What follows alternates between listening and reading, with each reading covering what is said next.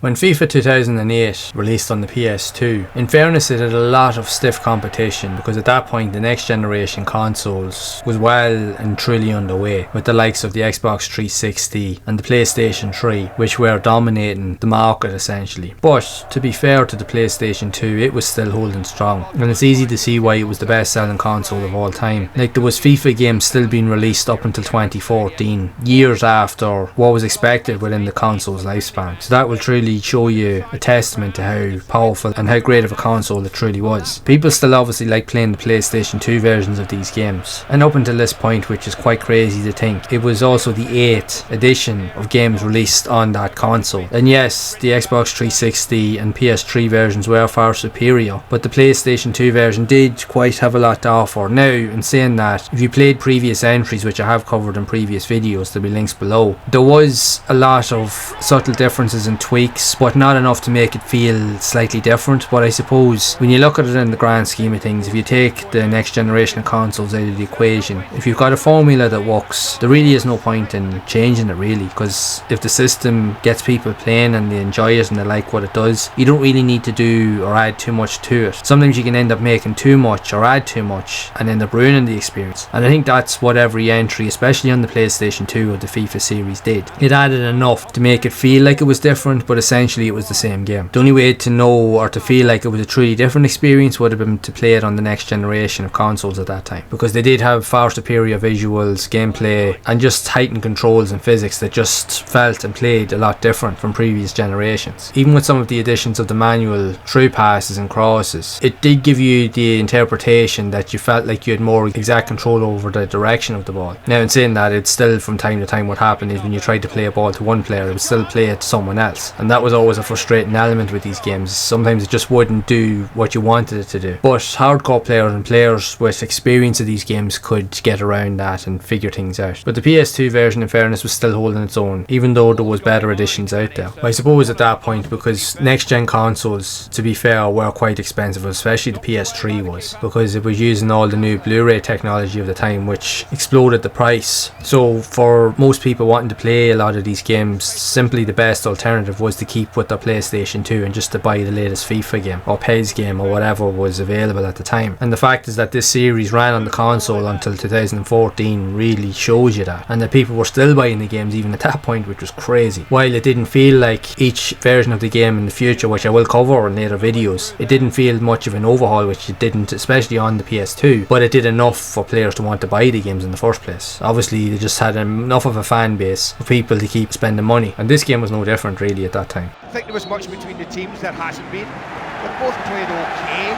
but I think what's happened is both have defended very, very well, because there have been a number of chances. And it might just take, a bit of skill, even a mistake, even a refereeing decision, to separate these two at the end.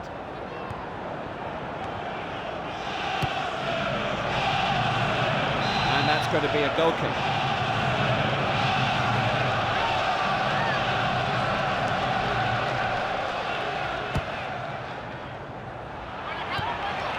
Key.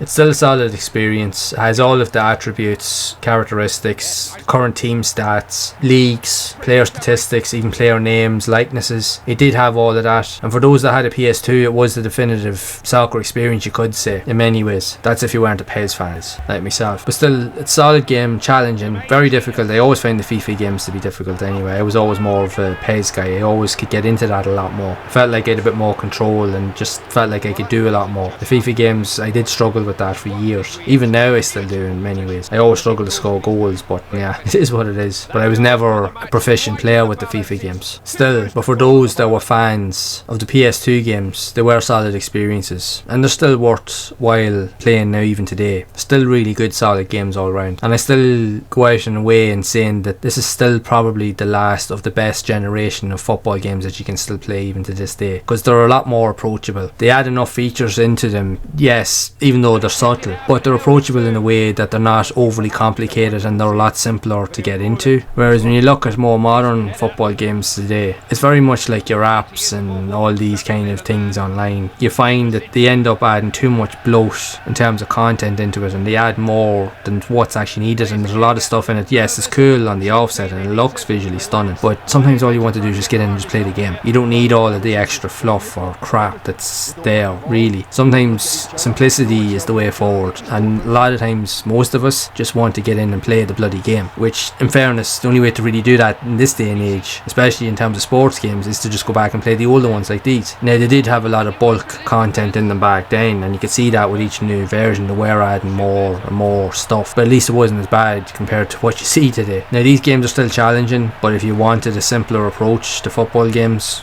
just go back and play these editions. With that being said, however, I would love to know your thoughts of FIFA 2008. Would it have been your favourite edition in the FIFA series up to that point, or which other game in the series was your favourite? So be sure to share it in the comments below. And if you would like to see more videos of other FIFA games that did release on the PlayStation 2, you can check out this next video.